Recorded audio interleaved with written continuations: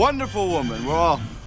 The Big Lebowski n'est pas seulement une comédie sur un paresseux avec un verre de White Russian à la main, mais un labyrinthe plein de secrets de violence et de tromperie habilement dissimulés par les frères Coen. Derrière l'apparence absurde de The Dude et le chaos apparent se cache un monde souterrain beaucoup plus sombre qu'on pourrait le croire. Jesus Quintana. Un personnage excentrique au pas de danse étrange est en réalité un délinquant sexuel. L'orteil coupé, que l'on voit dans le film, n'est pas une simple blague, mais une menace. Et que dire de Walter qui se prétend constamment vétéran du Vietnam, mais qui pourrait bien n'être qu'un homme vivant dans un mensonge? Chaque personnage, chaque détail du film renferme un secret effrayant. Attachez vos ceintures, car nous allons dévoiler les secrets les plus fous en commençant par les détails qui vous feront frissonner. 1. L'orteil factice de l'horreur. Le détail le plus troublant est sans doute cet orteil coupé soigneusement verni envoyé à The Dude. Lors des projections test, cette image a fait frémir les spectateurs au point que les producteurs ont demandé de la retirer. Mais les frères Coen ont catégoriquement refusé.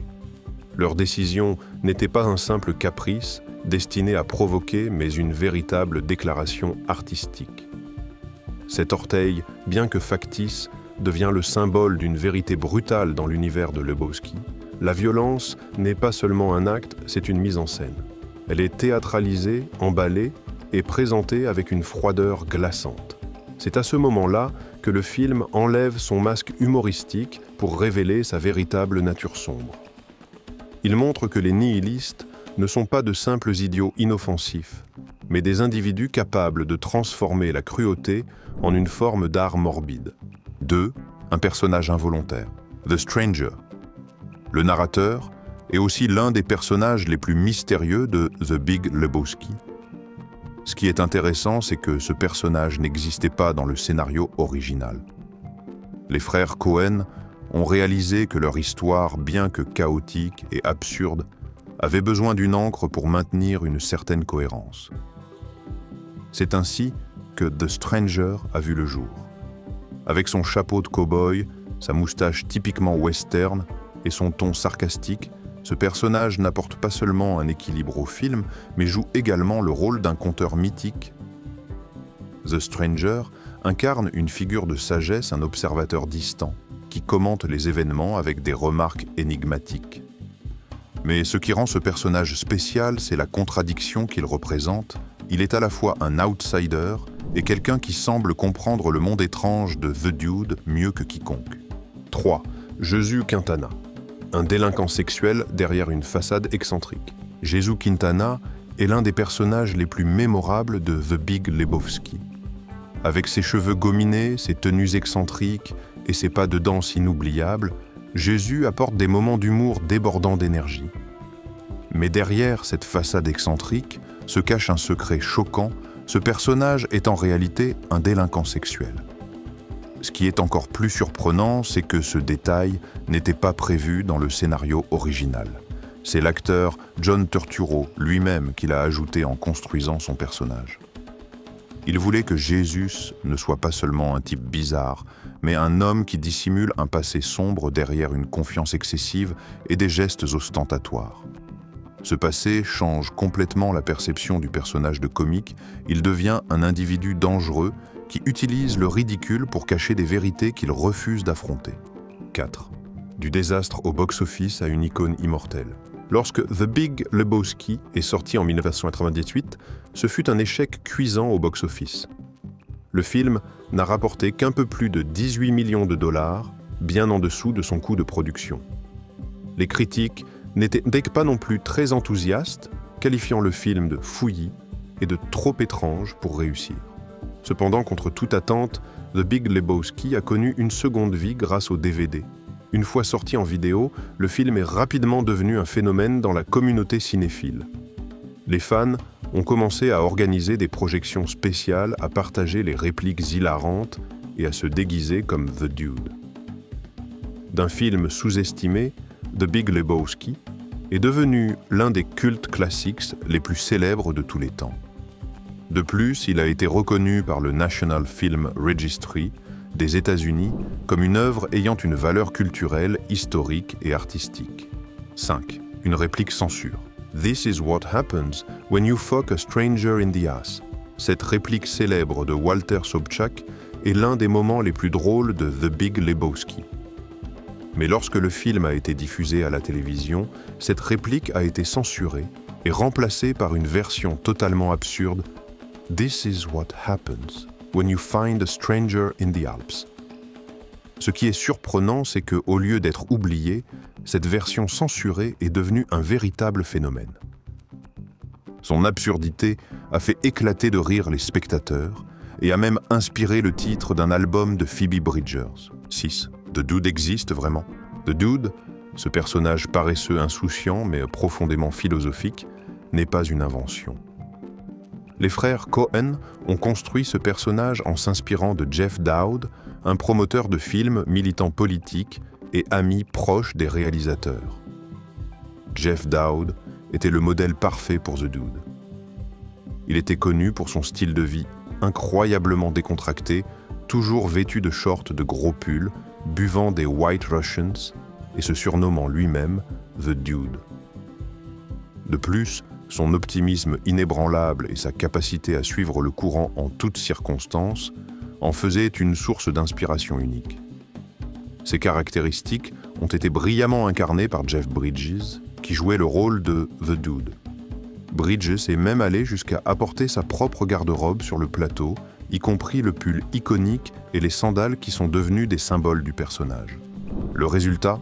Un personnage si authentique qu'il donne l'impression de regarder une personne réelle et non un rôle de cinéma. 7. Une fusion de deux fous reels. Peu de gens savent que Walter Sobchak, l'ami colérique de The Dude, est basé sur deux personnes réelles, le réalisateur John Milius et un vétéran du Vietnam, ami de l'acteur John Goodman. John Milius, célèbre pour sa personnalité forte et son amour des armes, a inspiré l'agressivité de Walter. Quant à l'autre moitié du personnage, sa façon de parler, son comportement obsessionnel envers les règles, elle a été tirée de l'ami vétéran de Goodman.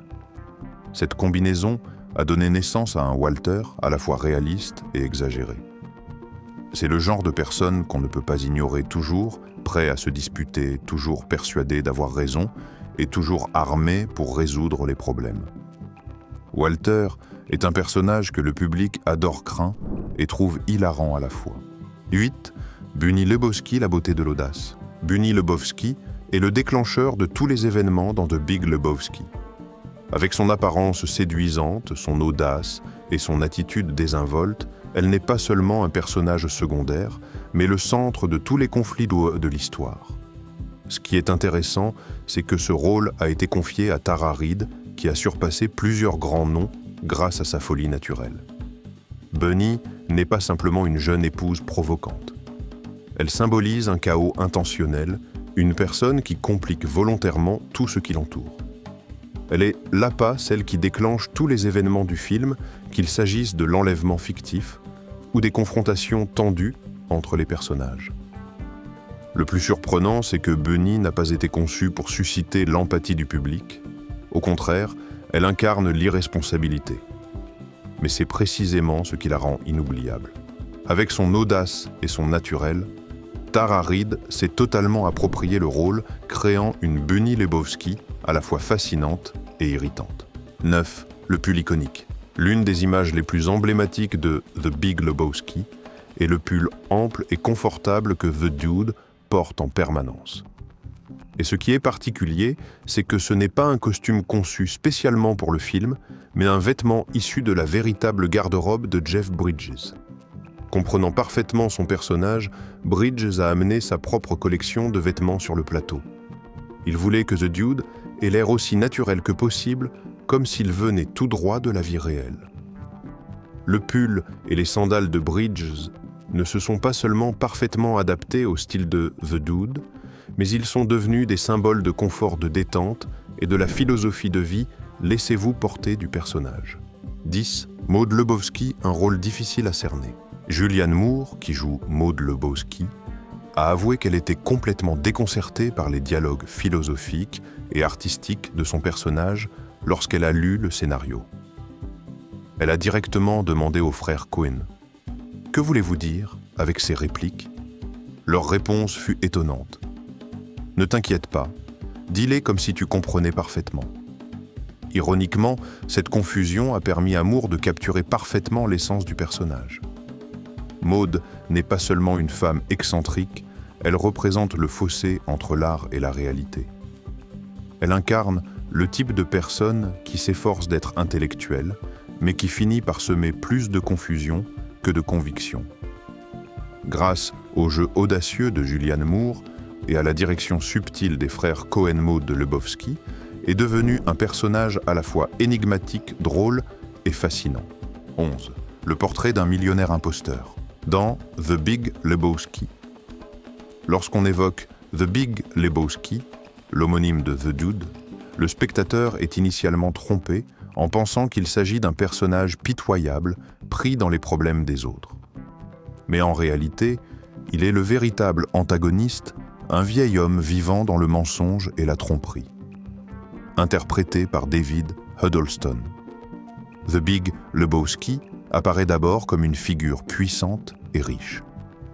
Mais au fur et à mesure, le film dévoile ses mensonges, sa réputation, sa fortune, et son histoire de handicapé qui a triomphé des épreuves ne sont qu'une mise en scène parfaite. À la fin, il n'est rien d'autre qu'un imposteur prétentieux et dépendant de l'argent des autres. Fait intéressant, ce rôle avait initialement été proposé à Marlon Brando, mais c'est finalement David Huddleston qui a été choisi. Et de façon surprenante, ce choix s'est avéré parfait. Huddleston a apporté une absurdité autoritaire au personnage, le rendant à la fois agaçant et intrigant. 12. Une chanson gratuite. Obtenir les droits d'une chanson des Rolling Stones est un cauchemar. Les frères Coen le savaient, mais ils tenaient absolument à utiliser Dead Flower pour la fin du film. Il n'y avait pas de plan B. Ils ont contacté Alan Klein, un manager de musique réputé pour sa dureté, qui a demandé 150 000 $, une somme astronomique. L'accord a échoué. Puis Klein a regardé le film. Et il a entendu cette réplique « I hate the fucking Eaglesman ». Tout a changé. Klein, qui était toujours amer à cause des comparaisons entre les Rolling Stones et les Eagles dans les années 70, s'est senti personnellement vengé. Il a décroché son téléphone et a offert la chanson gratuitement. Pas de contrat, pas de paperasse. Juste une réplique acerbe qui a touché une corde sensible et offert au film sa chanson la plus précieuse. 13. La tragédie de Donnie, l'écho du silence. Donnie a rarement l'occasion de parler. Et chaque fois qu'il ouvre la bouche, Walter le fait taire « Oublie ça, Donnie, tu es hors sujet ». Ce running gag parcourt tout le film, provoquant l'hilarité du public. Mais pour Steve Buscemi, l'acteur qui joue Donnie, ce n'était pas drôle du tout. Il a confié que le tournage lui donnait l'impression d'être invisible. Au début, Buscemi pensait que c'était simplement le rythme comique du film. Mais au fil du temps, cela était devenu personnel. Et c'était exactement l'intention des réalisateurs. Donnie symbolise les bonnes personnes silencieuses, celles que personne n'écoute, jusqu'à ce qu'il soit trop tard.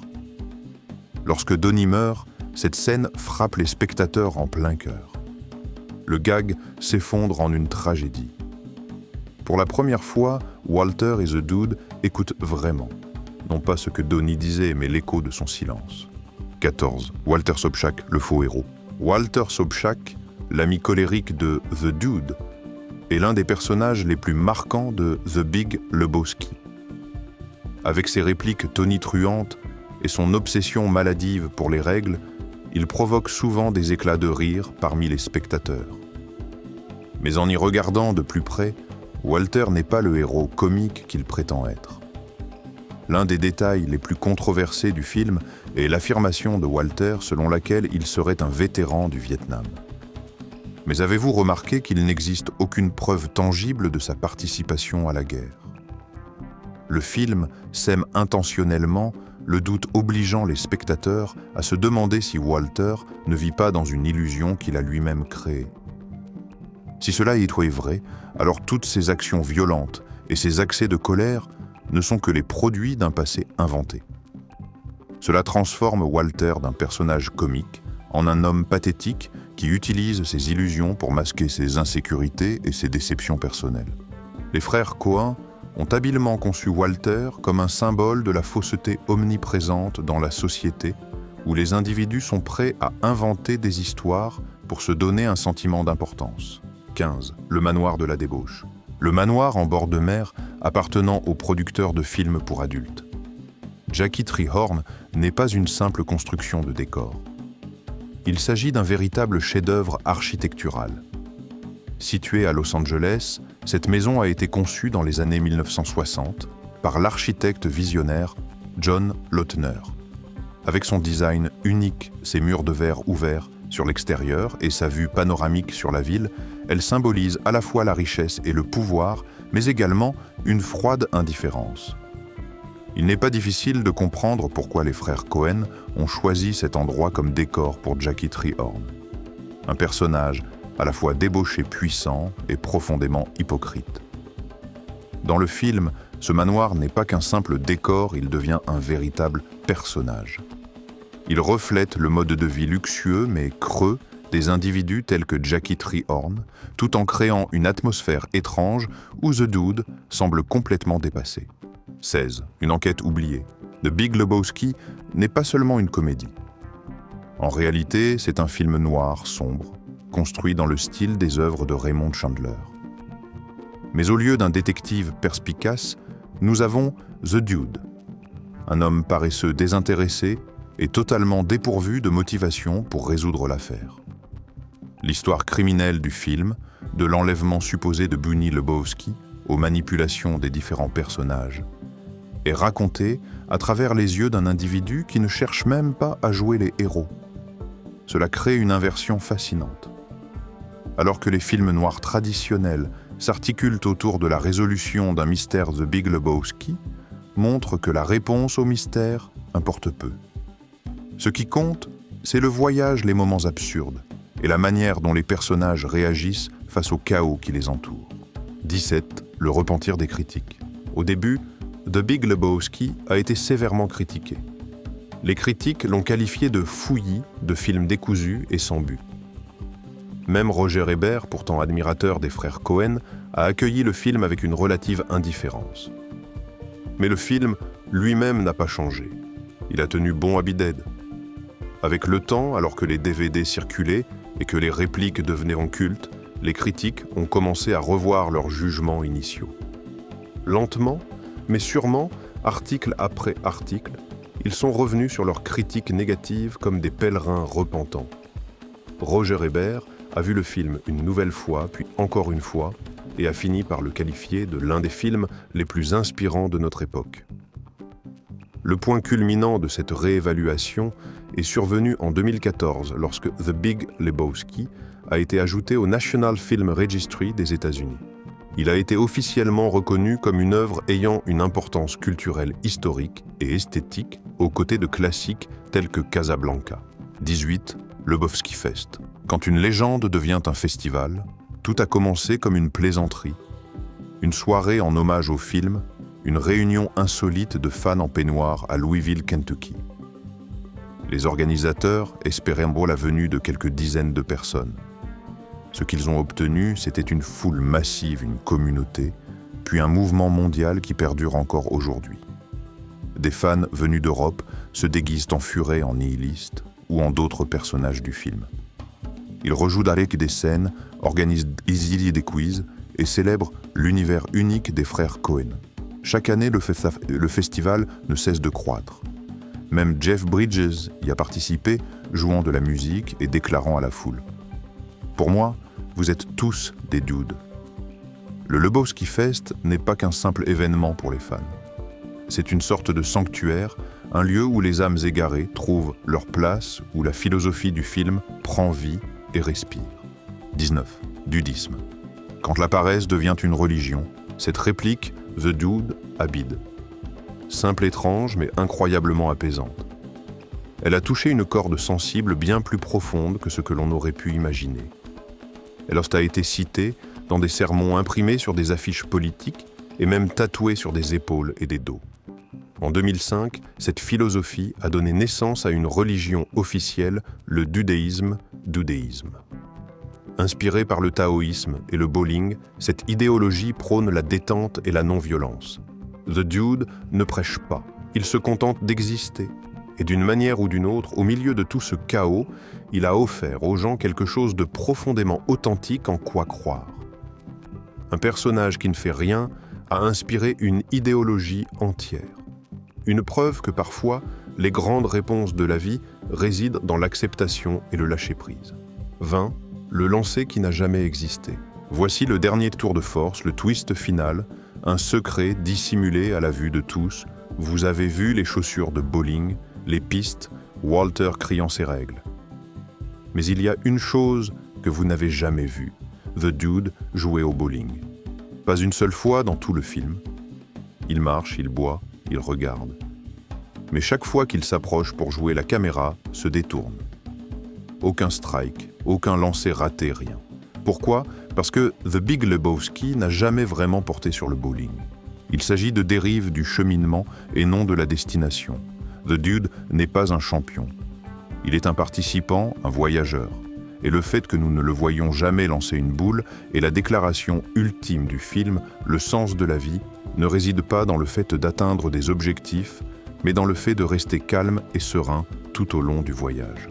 Nous avons parcouru ensemble une aventure pleine de surprises, dévoilant les nombreux secrets de The Big Lebowski, des recoins sombres de la violence et de la tromperie, aux histoires ou bizarres des coulisses, jusqu'aux détails apparemment insignifiants qui ont façonné ce chef-d'œuvre. Maintenant que ces secrets sont révélés, nous comprenons mieux la véritable essence du film. Ce n'est pas simplement une comédie légère, mais une symphonie complexe de l'absurde, un miroir qui reflète les coins cachés de la société et de l'âme humaine. En fin de compte, The Big Lebowski n'est pas seulement un film à regarder, c'est une expérience à vivre. Il nous rappelle que l'art véritable peut naître des endroits les plus inattendus, des idées les plus folles et des personnes les plus ordinaires. Ce film a transcendé les limites du cinéma pour devenir une partie intégrante de la culture populaire, une philosophie de vie et un refuge pour ceux qui cherchent la paix intérieure dans un monde chaotique. Et comme le dit The Stranger, The Dude habite. Il est toujours là, imperturbable, un phare de sérénité dans un monde en perpétuel mouvement. Et c'est là toute la force immortelle de cette légende.